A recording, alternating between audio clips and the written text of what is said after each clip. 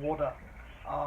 Right now, because obviously we had that small flood, which meant I had to use the quail condo before it was finished, I just had inside there the mason jar systems.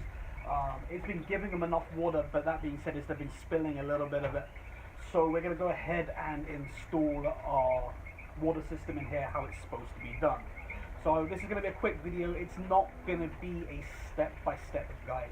It's going to give you the basics of it, so where you should be able to work it out. If you do have any questions though, you're welcome to message us on Facebook, which is facebook.com/alohaquails, or you can put a comment below and we're happy to answer them there.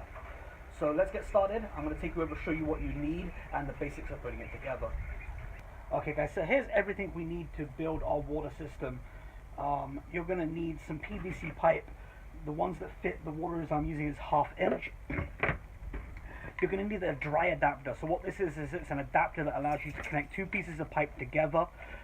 It's threaded and it has a compression fitting in it. So what that means is that I don't have to glue this fitting together. This is going to connect my bucket to my pipe so that I can disconnect it if I want to clean the bucket or if there's any problems. You're going to need your waterers. I'm trying out these tap cups or water cups. They're popular online. Basically it has a little bit of water in there, and as the quail drinks it, it hits this little yellow flap and it releases more. The quails will learn to associate touching this with getting water. You're going to need pipe fittings, 1/2 inch pipe fittings. This is a T-joint, this is an elbow joint. You're going to need a threaded connector and a female connector, and you're going to need 2 O-rings. This is how you're going to go through your bucket. Basically you're going to drill a hole in the bucket, put this through, put 1 rubber O-ring on the inside, 1 rubber O-ring on the outside, and as you tighten this up it compresses and it holds it together. You're going to need a ball valve, again 1/2 inch ball valve. This is so that you can drain your system. It allows you to basically open the valve at the bottom of the system and let all the water out. It's going to come in handy for cleaning, flushing the system. Over time you might get algae buildup, and this is how you'll clean it. You're going to need end caps. These are to go on the end of your pipe system. I'm going to leave a little bit of extra pipe so that I can cut these off if I ever want to extend it. You're going to need a pair of PVC pipe cutters. You're going to need some pipe thread tape. You're going to need PVC pipe glue. You're going to need some sort of measuring device. You're going to need a drill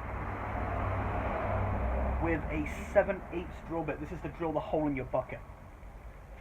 So I'm not going to give you the exact lengths that I used for making my system. Essentially these are about 3 inches between each drinking cup, and then everybody's system is going to be slightly different with how they connect it together, and the reason is it's just how big your system is. So the most important thing to do is make sure that you're measuring and you're consistent with your sizes.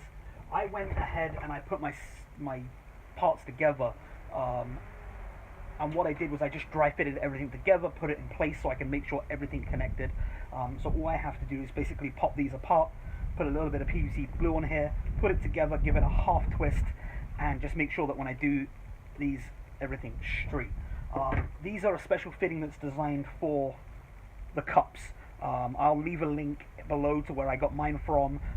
With the plastic fitting and the cup, it worked out to about $5 each. I bought 25 of them just because I want to have some extra in case I make any mistakes, and I'm going to change all my cages out to these. So right now in the quail condo I'm putting 9 of these cups. So I'm going to go ahead and do this and get it together. Probably the most difficult part of this is drilling the hole in the bucket. You want to make sure that you drill probably 2 fingers up, and that gives you a little bit of water that will always be in the bottom. And what that means is that if there's any gunk that gets into your bucket, leaves and stuff, it won't get sucked into your pipe and clog them. When drilling these holes, put your drill on backwards and use a spade bit. It stops the bucket from splitting, and make sure that you go straight.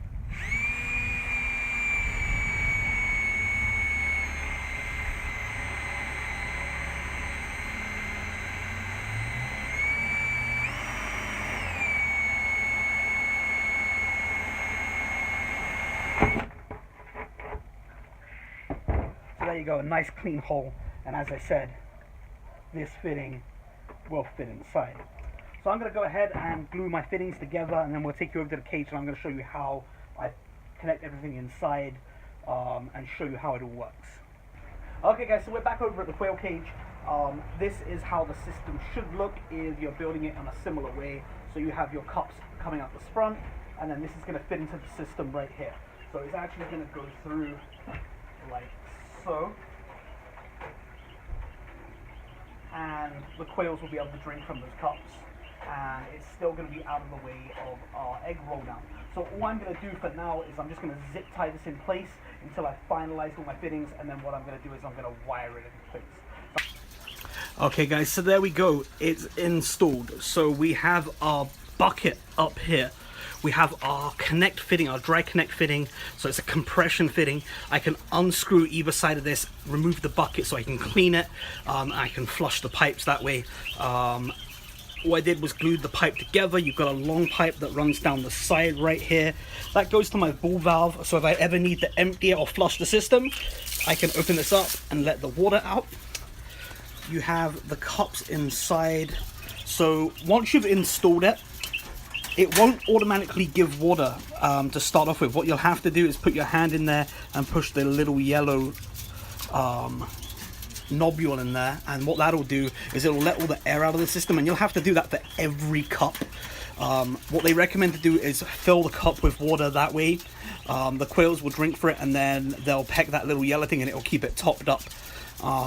I'm going to check these guys every couple of hours just to make sure they're getting water in there.